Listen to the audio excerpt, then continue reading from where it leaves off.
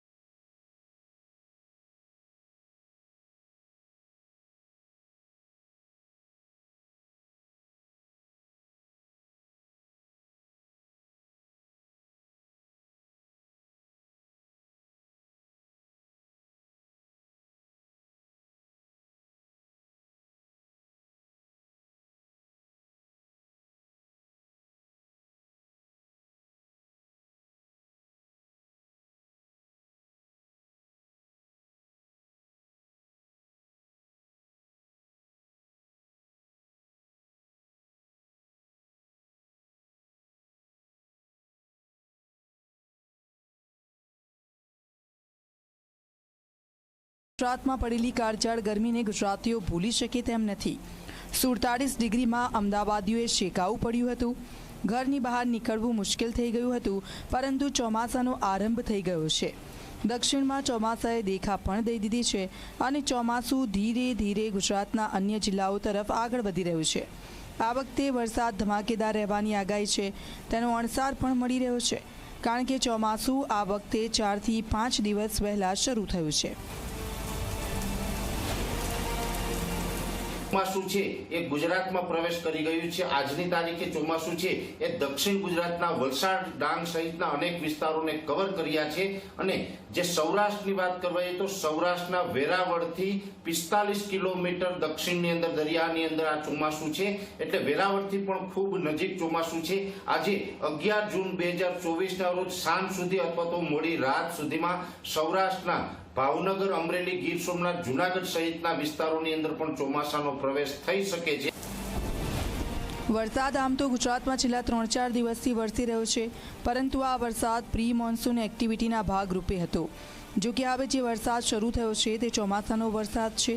ગુજરાતના આકાશમાંથી કાચું સોનું વરસવાની શરૂઆત થઈ ગઈ છે। ખેડૂતોએ પણ ખેતરમાં હળ જોડીને વાવણી શરૂ કરી દીધી છે।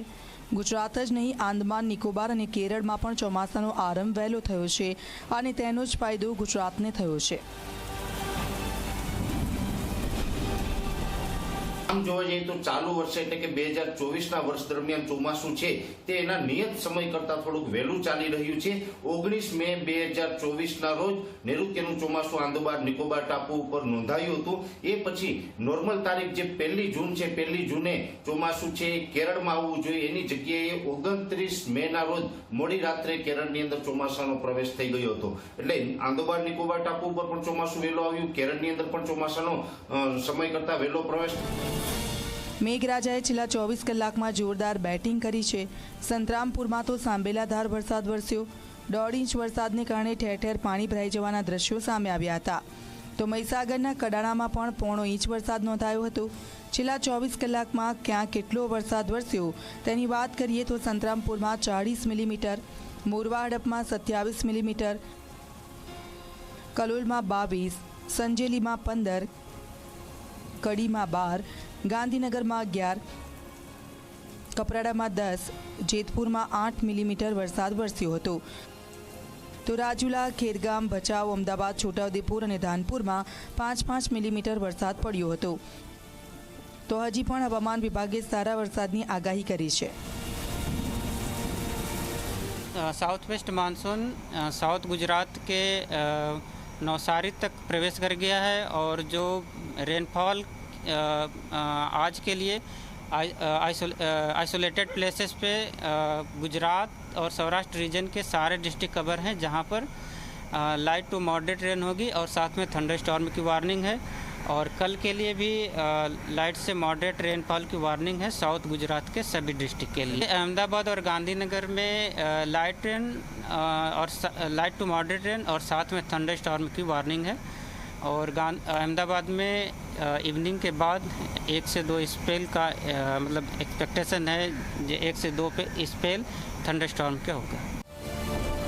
હવામાન વિભાગે ગુજરાતમાં સારા વરસાદની સાથે થંડરસ્ટ્રોમની પણ આગાહી કરી છે। આગામી 7 દિવસ રાજ્યના જુદા જુદા વિસ્તારમાં વરસાદની સંભાવના વ્યક્ત કરવામાં આવી છે। શરૂઆતમાં ગુજરાતમાં મધ્યમ વરસાદ રહી શકે છે, પરંતુ પાછળથી મેઘરાજા ધમાકેદાર બેટિંગ કરશે તે નક્કી છે। આ વખતે વરસાદ સારો રહેવાનું અનુમાન છે, ત્યારે આપણે સૌ આશા રાખીએ છીએ કે મેઘરાજા જરૂરિયાત પૂરતા મન મૂકીને વરસે અને તેનો સીધો ફાયદો અન્નદાતાને થાય। Bureau report Zee media.